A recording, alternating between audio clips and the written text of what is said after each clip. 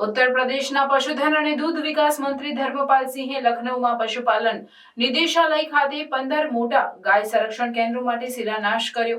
આ પહેલ રાજ્યના નિરાશ્રિત ગાયોના સંરક્ષણ અને તેમની કલ્યાણ માટેના સતત પ્રયાસોનો ભાગ છે। સમારંભ દરમિયાન મંત્રી સિંહે શિયાળાની મોસમ માટે પૂરતી આશ્રય અને ચારા વ્યવસ્થા સુનિશ્ચિત કરવાની મહત્વતા પર ભાર મૂક્યો।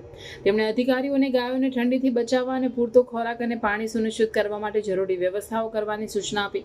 મંત્રીએ ખેડૂતોને નિરાશ્રિત ગાયોના કારણે પડતી મુશ્કેલીઓ અને ભટકતી ગાયોના કારણે થતી માર્ગ અકસ્માતોની સંખ્યા ઘટાડવા માટે રાજ્યની પ્રતિબદ્ધતાને પણ હાઇલાઇટ કરી। આજ સુધી રાજ્ય સરકારે 522 ગાય સંરક્ષણ કેન્દ્રોને મંજૂરી આપી છે, જે પશુ કલ્યાણ અને કૃષિ ટકાઉપણામાં તેની પ્રતિબદ્ધતાને દર્શાવે છે। નવા ઉદ્ઘાટિત કેન્દ્રો વિવિધ જિલ્લાઓમાં બનાવવામાં આવશે, જેમાં આગ્રા, લલિતપુર, હારદોઈ, અમરોહા, મહોબા, અમેઠી, જાલૌન, એટા, સુલતાનપુર, જૌનપુર અને બરેલીનો સમાવેશ થાય છે। દરેક કેન્દ્રમાં આશરે 400 ગાયોને સુરક્ષિત વાતાવરણમાં રાખવા માટે ડિઝાઇન કરવામાં આવી છે। આ કેન્દ્રોના નિર્માણ માટે રાજ્ય સરકાર દ્વારા પ્રતિ કેન્દ્ર 160.12 લાખની ફાળવણી કરવામાં આવી છે। કેન્દ્રો માત્ર આશ્રય જ નહીં, પરંતુ ગાયોને યોગ્ય સંભાળ, નિયમિત આરોગ્ય ચકાસણી અને રસીકરણ પણ સુનિશ્ચિત કરશે। આ પહેલ પશુઓના કુલ આરોગ્ય અને ઉત્પાદન ક્ષમતા વધારવાનો ઉદ્દેશ્ય ધરાવે છે, જે રાજ્યના દૂધ ઉદ્યોગમાં યોગદાન આપશે। મંત્રીએ સ્થાનિક ધારાસભ્યો, ગ્રામ વડાઓ, જિલ્લા મેજિસ્ટ્રેટો, મુખ્ય પશુ ચિકિત્સક અધિકારીઓ અને કેરેક્ટરો સાથે પણ આ કેન્દ્રોની જાળવણી અને સહાયતા અંગે ચર્ચા કરી।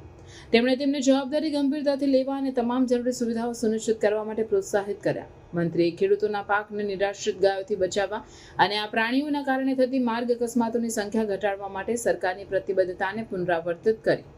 15 નવા કેન્દ્રો ઉપરાંત મંત્રી 11 જિલ્લાઓમાં 18 અન્ય મોટા ગાય સંરક્ષણ કેન્દ્રોનું વર્ચ્યુઅલ ઉદ્ઘાટન પણ કર્યું। આ કેન્દ્રો પહેલેથી જ પૂર્ણ થઈ ચૂક્યા છે અને નિરાશ્રિત ગાયોને રાખવા માટે તૈયાર છે। રાજ્ય સરકારે કુલ 7,643 ગાય આશ્રય સ્થાનોની સ્થાપના કરી છે, જે 1.2 મિલિયનથી વધુ નિરાશ્રિત ગાયોને આશ્રય આપે છે।